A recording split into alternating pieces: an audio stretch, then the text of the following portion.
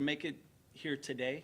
I believe you'll see the collaborative efforts of the departments and the different agencies involved and how we're able to bring at least some closure to this family by our efforts.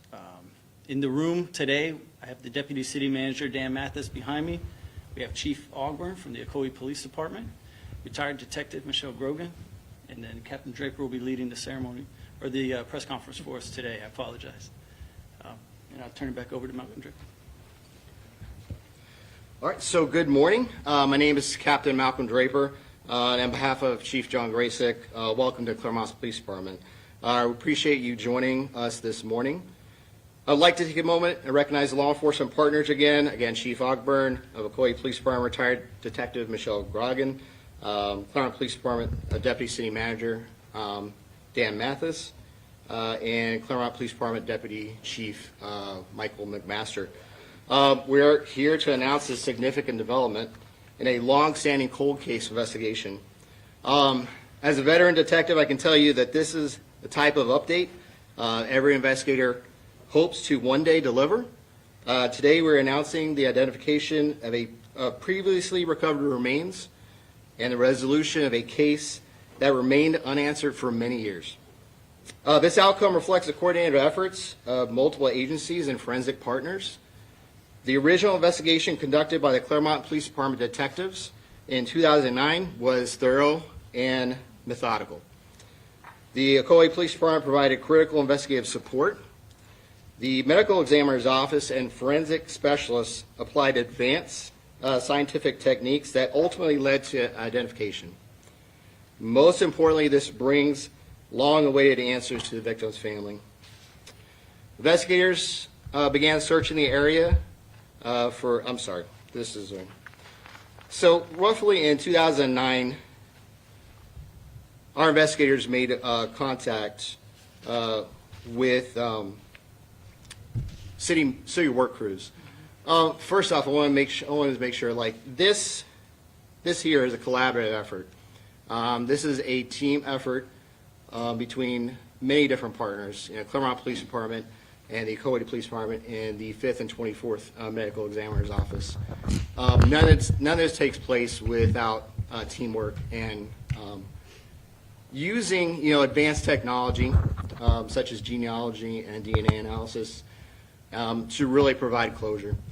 This is an example of law enforcement, really going back on their partnerships and using advances in technology to work cases and provide that closure to the family.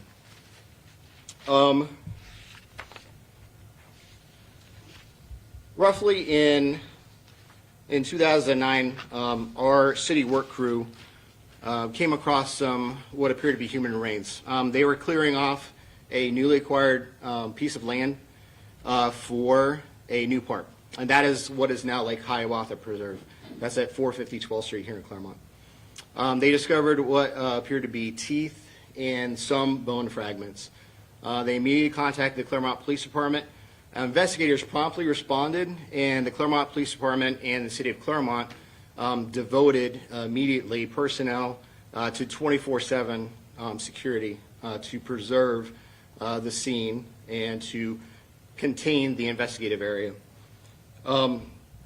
From then on, our detectives, investigators, they searched the area.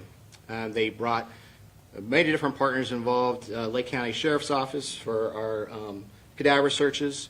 Our detectives even constructed new equipment, sifters, to go through the area. They made contact with the University of Florida as well as University of Central Florida, their anthropology division, to really confirm what they were looking at was human remains or not. With that partnership, we were able to get a team of individuals from those two schools to come and help us comb the area. Ultimately, approximately 27 teeth were discovered, bone fragments, as well as some clothing, and ultimately we found what appeared to be a spent bullet.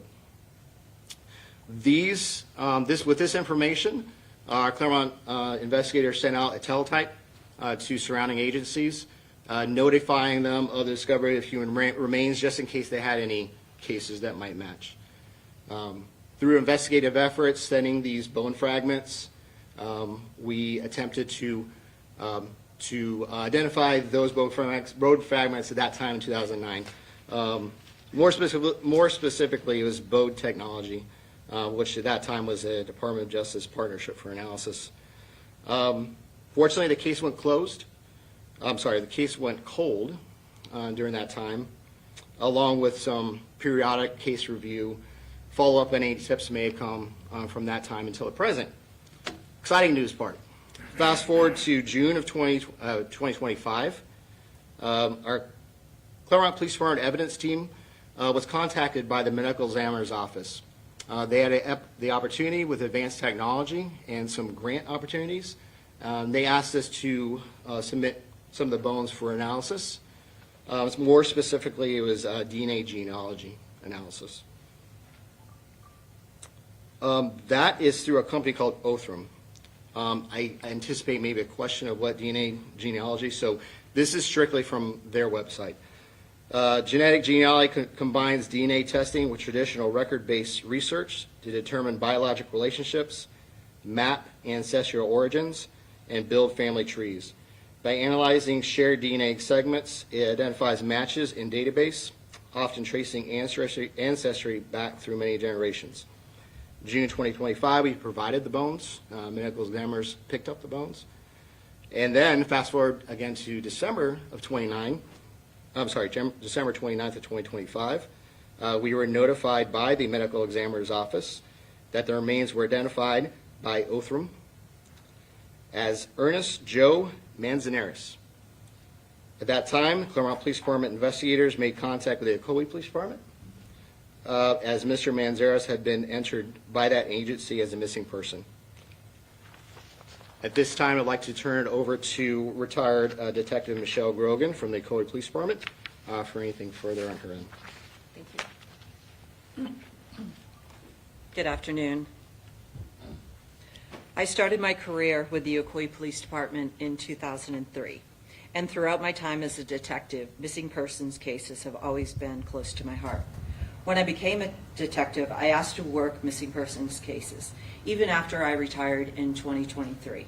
I came back as a volunteer to focus specifically on our cold cases. Ernest Manzanares' case from July 1988 was our oldest missing persons case. Ernest left his family's home one night and never returned. His family has lived for nearly 4 decades without answers. They didn't know where he was, what happened to him, or if they would ever see him again. In January of this year, we were notified that skeletal remains recovered in Clermont were a potential match for Ernest's case. Throughout advanced forensic DNA testing, the match was confirmed. We are especially grateful to NamUs, Othram, and the Florida Department of Law Enforcement's FIG grant program for this critical support in confirming this identification. On February 6th, we received confirmation that the remains were Ernest Joe Manzanares. Making the call to Ernest's daughter Christina was bittersweet. She was grateful to finally have answers and to bring her father home. But like any child, she had always held on to hope that her dad might walk back into her life one day. After 38 years, Ernest's family now has certainty. They can lay him to rest with dignity. I want to thank the Clermont Police Department, the Lake County Medical Examiner's Office, FDLE, NamUs, and Othram. Today is about the Manzanares family, and it's about never giving up on a missing persons case, no matter how much time has passed. Thank you.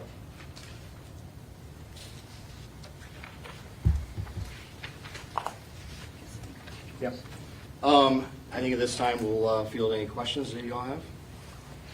I'm curious, it says he left home and was never seen again. I mean, what more did the family need? I mean, they just...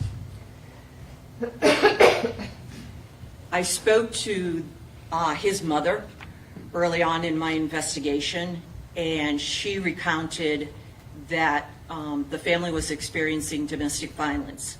And Ernest drove in his 1976 Monte Carlo from Colorado to Ocoee, Florida, to live with the family. He convinced the father to move out and move in with an uncle. And Ernest later got word that the uncle and the father, who were part of a 1% motorcycle gang, were going to sell his sister and his niece into this 1% motorcycle gang. Ernest left that night from Ocoee, Florida, in his 1976 red Monte Carlo with his keys. He didn't take his wallet, he didn't take a jacket, he didn't take anything else. He told his mother that he would be back that night because he was actually looking forward to a dental appointment the next day. He had 4 impacted wisdom teeth.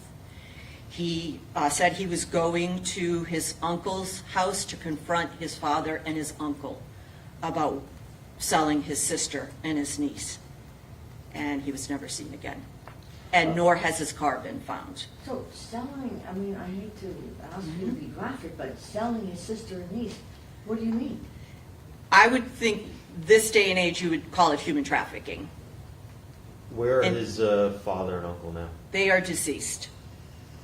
Had investigators talked to them at the time? They were, no, not in 1988. They weren't considered. And the mother did not share this story until I spoke to her in 2022. That was not in the original report. There had been some family goings-on, and she wanted to clear the air. I'm sorry to keep bringing it up. I'm It's just okay. trying to get this straight. It's okay. Our victim Mhm. had a father and an uncle. Yes. And they were in a motorcycle Yes. gang. Mm-hmm. And so they had told everyone they were gonna sell, I mean, his father Yes. was gonna sell his daughter Yes. and his niece Yes. to this motorcycle gang. Yes. And they were 7 and 8 years old. Oh, my God. Mm-hmm. And of course, Ernest, he must have been out of his mind. Absolutely. That's what his mother said. He's the oldest, and he was the protector of the family. And I also think that it should be noted that they are Native American. They are of the Navajo tribe. Is there, can you shed any light on why the uncle and the father wanted to do that? Sell this? They were involved in criminal activity. You know, what you would think of a motorcycle gang, prostitution, drugs, you know, whatever. So Crim- they were members of the gang? Yes. So I'm gonna ask you, Michelle, as you stand there, Yeah. does this blow your mind? It does, but being a police officer for 20-something years, I've seen it. But I'm asking you as a Yeah. woman. Oh, absolutely. And probably a mother. A mother, now a grandmother. Yes, very proud. Yes, as a mother and a grandmother, 2 daughters, 2 granddaughters. Yes, absolutely. As my daughter said, I would burn down the world for them. You know, But to think this was the plan, just what do you think? maybe there was pressure for. I don't know. You know, I can suppose all day long, but I don't really know the end answer of that. I do believe that there might be family members out there who could hold that answer. So we're hoping through this press conference that family members might come forward and give us the remaining pieces of the story. What's your level of certainty that his father and uncle had something to do with his death? It's just the recount from the mother, and, you know, timeline kind of makes sense, but like anything, you know, you work backwards. I mean, would they be considered persons of interest now? I think it would be too early in the investigation to call them persons of interest. How did they die? The father in a horrible car accident, and the uncle, I believe it was medical. trying to understand the timeline. At what point did the case go cold? And so it was 2009 when the remains were found. Yes, When, how did that? yeah. At this point in time, this was a 1988 missing persons case from Ocoee. We have no indication to believe that any other thing happened in Ocoee other than a missing person. Any other part of the investigation, it didn't take place. We have no indication. So to answer those questions, we don't know. What I just want to step up and say is I appreciate the efforts that retired Detective Grogan, along with these other entities that y'all have heard today, the Clermont Police Department, the collaboration that we all made, because we know the technology was not of then as it is of now. So we are glad that we were able to bring some type of closure to this family, at least to know where he is. Unfortunately, he's not with us anymore, but we're just glad in the efforts to bring some type of closure. How old was his daughter when he went missing? 2. And he also has a son. So do we assume then that there's a bullet, because there was a bullet casing found, that he was shot to death? We don't have the answer to that. No. Not all of his remains were recovered. Michelle, did you say, he went missing, he was reported missing in July 28th, 1988. 1988? Mhm. And then these remains are found in 2009? Yes, And then his remains are identified late last year? yes. How did the family react when he was identified? I've been in contact with Christina, his daughter, for years. We've been collaborating together. She has posted on missing persons sites, and she hoped that this day would come. So I had to call her when we suspected that it was Ernest, because we had to have Othram send a buccal kit directly to her, and she had to send it back to them. So she knew approximately 3 weeks before he was identified that something was in the process. What did you say that was called? A bugle kit? And what? A can you buccal, explain it's a that? buccal swab, just Oh, when they, okay. yes, yeah. But it basically collected her DNA, and it went back to, the medical examiner sent 2009 remains and her buccal swab, and it came back as a 1-to-1, 100% match. And it actually came back as father and daughter, which Othram said they have never seen that high of a match before. How old was Ernest when he went missing? 23. 20 years. Mhm. Okay. And when you said, he left his family to, and they thought he was gonna come back, who was the family in the house he left? Who did he leave behind? It was his mother, his sister, 2 brothers, and then his daughter and his son. And then there were ex-wives and other relatives. Did his family during all this time, what did they believe had happened to him? Did they believe he just run off? Or- His daughter and son believed that he left and didn't want to be their father anymore. Oh. Yeah, they lived with that for almost 38 years. Thought that he went back to Colorado, but he was this close all this time. And you had mentioned this was Ocoee's oldest missing person case? Yes. So what does it mean to you to bring closure to that finally? It's amazing. It is amazing. When I called her, she was actually she lives in Texas. They were at their local DMV, and she had to get her husband out of line, and they went outside in the parking lot. And I knew it was going to be emotional, so I had our victim's advocate there with us.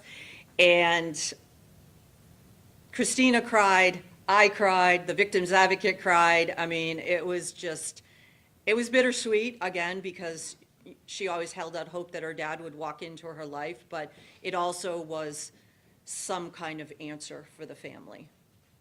At this point, so does the case end, or what's the next steps, I guess, in terms of this investigation here? We had the component of the missing persons case. So that is basically the end for us, but I am more than willing to turn over any notes or anything that I have gathered to whoever is going to continue investigating it. Yeah, good question. Yeah, so we'll continue to work collaboratively with Ocoee Police Department and any other entities. At this point, we simply just have a small amount of human remains. We don't have enough human remains to apply any other testing to as far as causation of death, mechanisms of death, anything like that. So, but we'll continue to follow up on any leads that pop up. Like I said, at this point, we are, this is really like just closure for the family. You know, this is an amazing situation where I can't tell you, you know, as detectives, I've been a detective for a long time. It means so much to the family to provide this case closure. As the detective mentioned, they had the mistaken idea that he had simply left on his own accord. We don't know the circumstances exactly. We are dealing with stuff that we found many, many years later. But again, the highlight of this is just to provide case closure for the family and really to highlight the efforts of the Ocoee Police Department, Detective Grogan, and, you know, our units that responded on scene. There was a lot of really good, solid police work at the beginning of our investigation, and definitely with Detective Grogan's. And also to highlight the law enforcement just using solid police work, dogged, you know, determination, and using advances of technology to work these kind of cases and just to serve the public better. I'm sorry, I'm still trying to wrap my head around. Ernest's father Yes, intended to sell his own daughter according to the mother, yes. to this motorcycle gang. Were Yes. they part of the motorcycle gang? Yes, Okay. And then his uncle, was his uncle going to sell his daughter? yes. And the father's daughter was how old? They were 7 and 8 years old. Was Ernest called to come back and try to stop this? What the mother told me is that he got word that that was her exact words. He got word that this was going to happen, so he left the house in Ocoee that night to confront his dad and his uncle about that. This motorbike group, does it still exist? I prefer not to say. I don't want to bring bad vibes to, you know, a motorcycle gang. That's not pretty, yeah, I prefer not to say. Ernest wasn't a member of that gang. No, absolutely not. No. No, Did you recover the car? no, no, we have not. And Still entered if it's found somewhere? actually, yes. Once we remove a missing person, everything that's associated with that missing person comes out of teletype. However, I worked with FDLE to have the car remain as a item of interest in a case, and it stays in there. So if anybody comes across the car, runs the VIN, it's going to come up with a notification through FDLE. Are you able to speculate on what, I mean, did they kind of sell the car for parts potentially, or could it be in the Clermont area? I have no idea. I've searched through all of the insurance bureaus and anything that would have to do with automobiles have not gotten a hit. And also to be noted, back in 1988, the VINs weren't 16 characters and specific to a car. They were 14 characters, and they were only specific to where they were made. I think we're maybe take a couple more questions and I'm sorry. we'll wrap things Do you know up. how much they were gonna sell? No. Okay. I'm still trying to hear it. I'm just trying to get someone to respond. How disgusting is that? Yeah. Somebody step up to the mic. How disgusting is that? Well, I think I can speak for, as law enforcement, you know, detectives, officers, nothing surprises the, you know, human nature, what may happen. We deal sometimes with the best of the best, sometimes we deal with the worst of the worst. So nothing really surprises us. We run on information and facts. But yeah, does anyone have any other questions? I think we'll wrap it up. And obviously, we'll be available, you know, through our PIOs, or many of you have our emails. have any follow-up Can we questions. get the spelling of the victim, Ernest's spelling? Mm-hmm. Do you have a picture of him? We have one picture of him that was on his missing flyer. I'll send it out. Yeah. There's one photo, it's pretty bad, but Yeah. I'll send you what we have. Yeah. Ernest.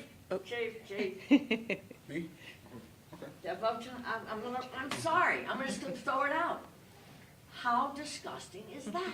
Well, Michelle, I think you're asking a lot of questions about the investigations that we haven't even gotten to. Like I just told you I'm earlier, talking mentioned. about selling. Well, we all are adults here. We're all humans. We have feelings. To want to sell your own children, yeah, that's horrible. That's not something that I could fathom, and I don't think anybody could fathom to sell your own children. Yeah.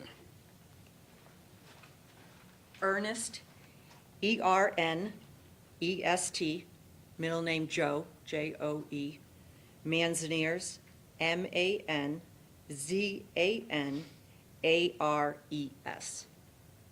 And can you spell Christina's name too, please? It's with a K, Christina. Same last name? No, Cree, How do you spell that? C-R-E-E. So that was M-A-N-Z-A-N-A-R-E-S, Yes, ma'am. and it's pronounced again? Manzanares. Just one quick question. So he had been living in Ocoee for how long at that point? I know you said he had moved recently. Approximately 2 years. Okay, thank you. Excuse me, can I just clarify just one thing? Christina Curry, is she the daughter who is going to be sold? No, No. no, she is Ernest's daughter. Okay. Yeah, it was Ernest's sister. Thank you. What happened to them in the end? They are living in Colorado. Grown. All right, thank you all. I really appreciate you coming. Again, I will be available for follow-up, questions here and there, via email or phone calls. You guys have our information. I thank you very Thank much. you. You're Thank you very welcome. much. Michelle and Michelle, we got Well, that. I know, connection. Michelle, I know. I remember you, Michelle, from your days and your flying. Oh, God. I have,